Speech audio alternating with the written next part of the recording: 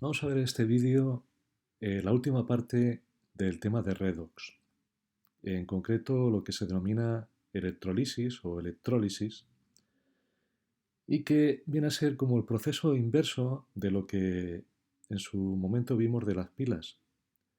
Porque si recordáis las pilas,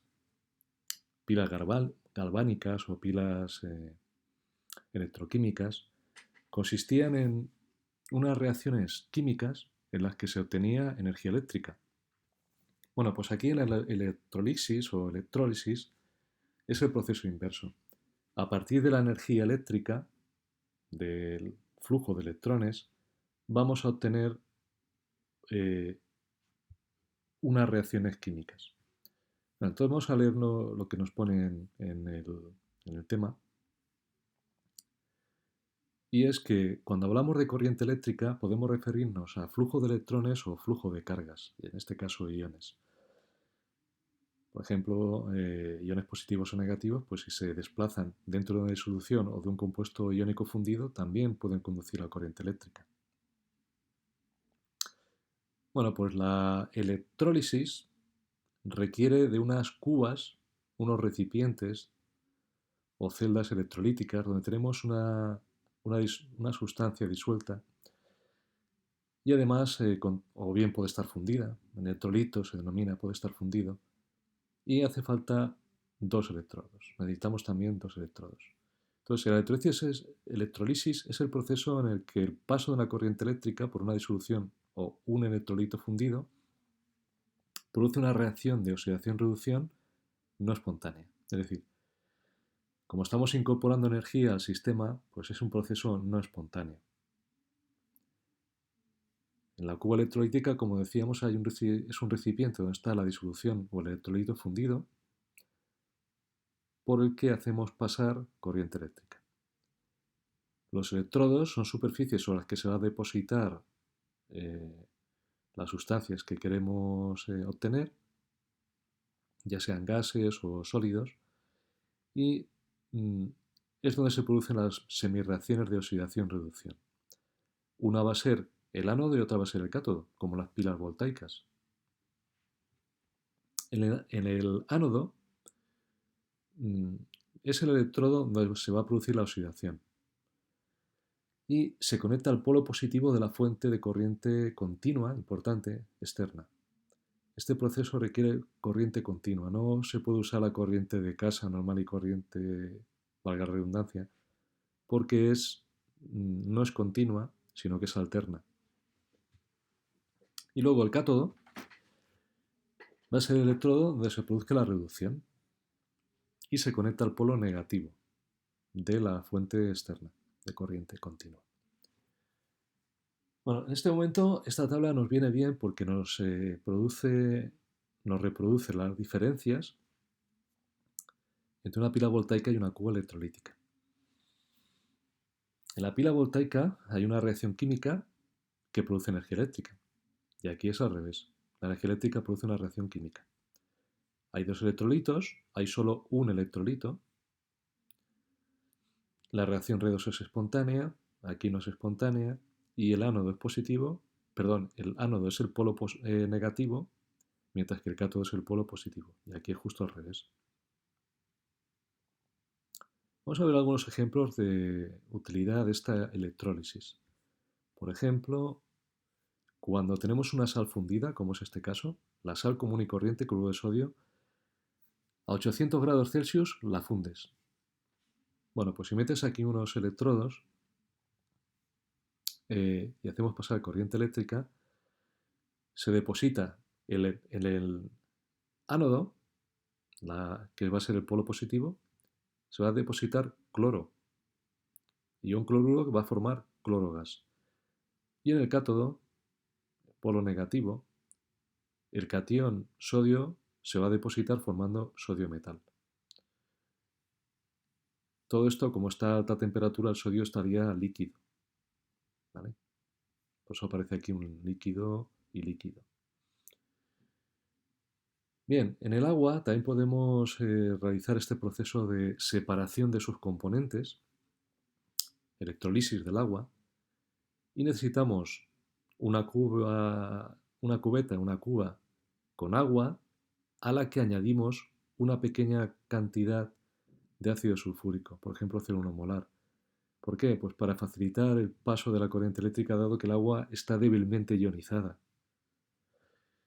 Entonces, cuando metemos corriente eléctrica continua, puede ser una pila, una batería de esta de 4,5 voltios, por ejemplo, va a empezar a burbujear gases en cada uno de los dos electrodos. En el ánodo se va a producir la oxidación, es decir, va a generarse a partir del agua oxígeno y va a burbujear. Se puede recoger esto en un recipiente invertido, por ejemplo, y en el cátodo, polo negativo, se va a producir hidrógeno, es decir, la reducción. Aquí se está generando hidrógeno. En su día este fue el proceso por el que se pudo deducir la fórmula del agua, por las cantidades que se obtenían proporcionales de cada uno de estos dos gases. Y luego tenemos alguna sal, por ejemplo, cloro de cobre en disolución acuosa, pues estaría disociado en el agua y en el ánodo se produce la oxidación, se genera cloro y en el cátodo pues se va a depositar el cobre metal en esta chapa que hayamos metido. Se forma cobre sólido. Bueno, ¿qué aplicaciones industriales tiene la electrolisis? Al poco de descubrirse la pila voltaica, viene su nombre a partir de volta, es decir, generación de corriente eléctrica, hubo químicos, por ejemplo el inglés Davy, que lo empleó para producir la separación de los componentes de sales fundidas. De esta manera se obtuvo por primera vez el potasio y también el sodio, elementos que no se conocían. Más adelante se obtuvieron el magnesio y el calcio. Entonces, ¿para qué vale la electrólisis? Pues para obtener metales que son muy activos, por ejemplo, alcalinos, alcalinotérreos, también el aluminio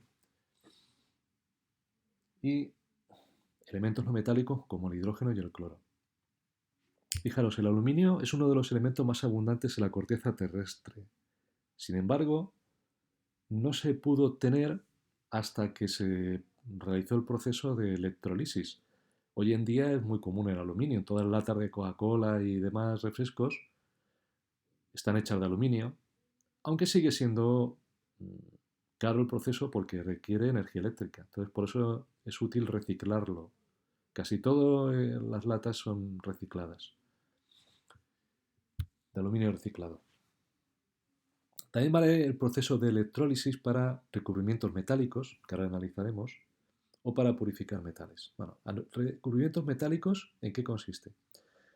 Bueno, pues hay un problema con el hierro y otros metales y es que se pueden corroer por agentes atmosféricos, ya sea por el aire o por el oxígeno que está en el aire o por la humedad también. Entonces el hierro se oxida y eso ataca a la plancha de hierro provocándole pues que se pueda ir degradando. Es un problema grave. Pero gracias a la electrolisis podemos recubrir el hierro o el acero mediante una fina capa metálica de otro metal. Una fina capa de otro metal. Ese otro metal es menos propenso a corroerse, a oxidarse con el aire. Bueno, este proceso se denomina galvanostegía. ¿Y qué aplicaciones tiene?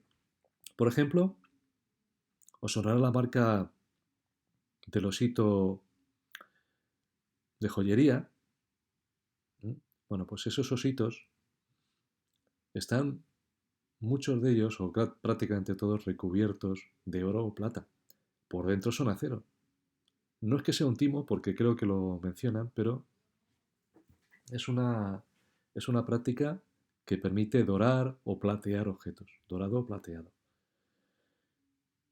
Y luego el acero o el hierro se puede recubrir con zinc, níquel, cromo, cobre, y así se obtiene una mayor protección contra la corrosión, lo que se denominaría un zincado, niquelado, cromado. Bien, aquí tenemos por ejemplo el caso del zincado, que es depositar zinc sobre un objeto metálico dentro de una cuba electrolítica. Aquí tenemos la lámina o plancha de zinc que poco a poco va a irse degradando y pasando a depositarse aquí en la forma intermedia de catión zinc. Y entonces se recubre la superficie de este objeto metálico. También se puede purificar metales, por ejemplo, imaginaros que tenemos cobre con ciertas impurezas.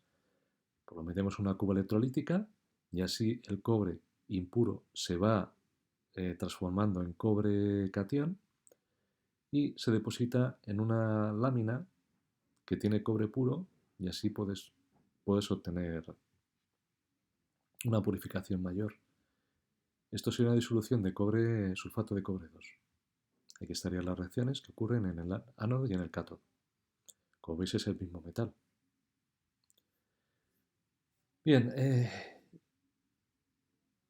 para poder cuantificar la electrólisis, Faraday fue un físico inglés que trabajó con muchas cosas relacionadas con la electricidad y entre ellas pues con la electrólisis.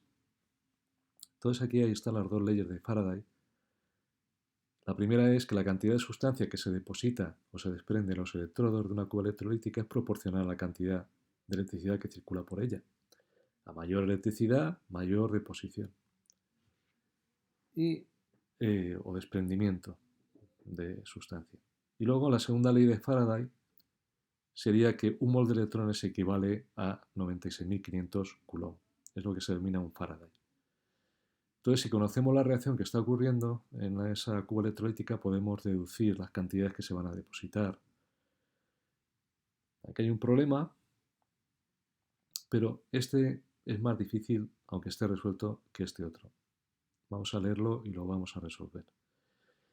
Calcula la masa de cobre que se obtiene al pasar una corriente de intensidad de 6 amperios durante 1 hora y 30 minutos por una cuba electrolítica que contiene una disolución de sulfato de cobre 2. Bueno, pues el problema lo tengo aquí resuelto. Tenemos la intensidad que pasa, 6 amperios, el tiempo 1 hora y 30 minutos, 90 minutos, pasamos a segundos. Y la disolución es de sulfato de cobre, 2. Entonces vamos a calcular la carga total que circula, entonces recordemos que intensidad es carga partido tiempo. Entonces carga es intensidad por tiempo. Y nos da los coulombios.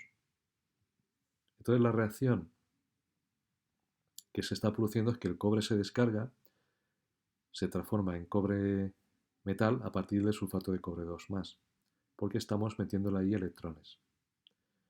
La ecuación que usó Faraday es esta. La masa que se va a depositar de cobre va a ser proporcional a su masa atómica, va a ser igual, en este caso concreto, a su masa atómica dividido entre los números de electrones que se intercambian, que son 2, estas z significaría esos 2, la constante de Faraday, que es aproximadamente 96.500, exactamente es este valor, aquí en este ejercicio del margen, te lo explica, 96.487 coulombs, aproximadamente 96.500. Bueno, pues metemos esa constante de Faraday y multiplicamos por la carga que ha pasado a través de la disolución, que es este valor. Bueno, pues esto nos da 10,67 gramos que se han depositado de cobre en la chapa, en la plancha metálica. Bueno, para acabar, algunas aplicaciones del tema de redos, que sería, por ejemplo, las pilas. Aquí hay diversos tipos de pilas, baterías. Por ejemplo, las pilas secas de Leclanché, que contienen un ánodo, que es una envoltura de zinc, y dentro tiene una barrita de grafito, que es el ánodo, el cátodo. El grafito es un tipo de carbón. Estas son las famosas pilas antiguas que vendían así, pilas cilíndricas. Bueno, pues contiene una pasta húmeda de estas sustancias y producía 1,5 voltios. Luego están las pilas de mercurio, que como su nombre indica, pues contiene mercurio y que son muy peligrosas para el medio ambiente. Están formadas, son las famosas pilas botón. Están formadas por un recipiente de zinc amalgamado con mercurio que actúa de ánodo y el cátodo es acero. El electrolito es estas sustancias. También se pueden hacer pilas con níquel-cadmio, las pilas de litio famosas, pilas alcalinas. Y luego está una aplicación interesante que son las pilas de combustión, que en inglés son a fuel cell. Celdas de combustible, células de combustible, según la traducción. Y que en vez de producir calor cuando se usa, lo que produce es una corriente eléctrica.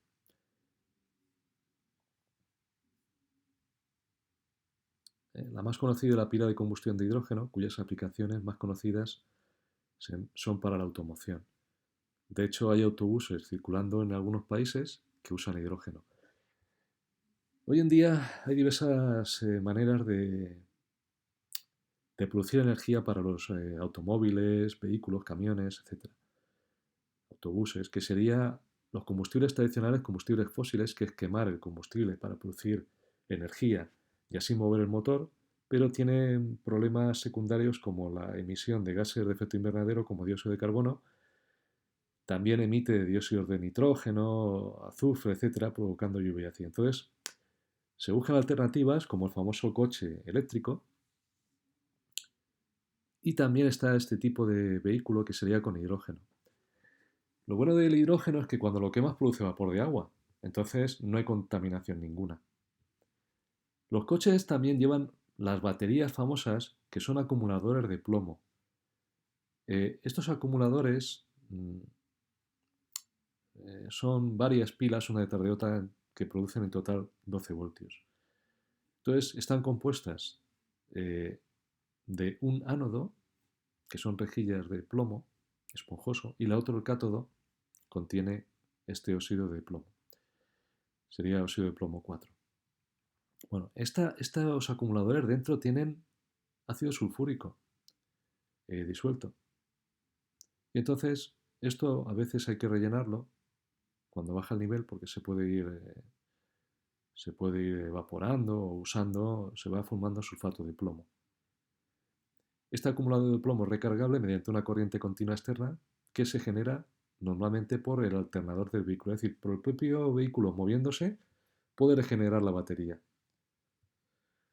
Bueno, luego se habla del reciclaje de las pilas y es que las pilas, como contienen sustancias peligrosas para el medio ambiente, pues es necesario reciclarlas. Si no, pues puede producir daños a los seres vivos. Bueno, podéis leeros este apartado y lo que viene en otros libros y con esto pues habríamos terminado el tema redos.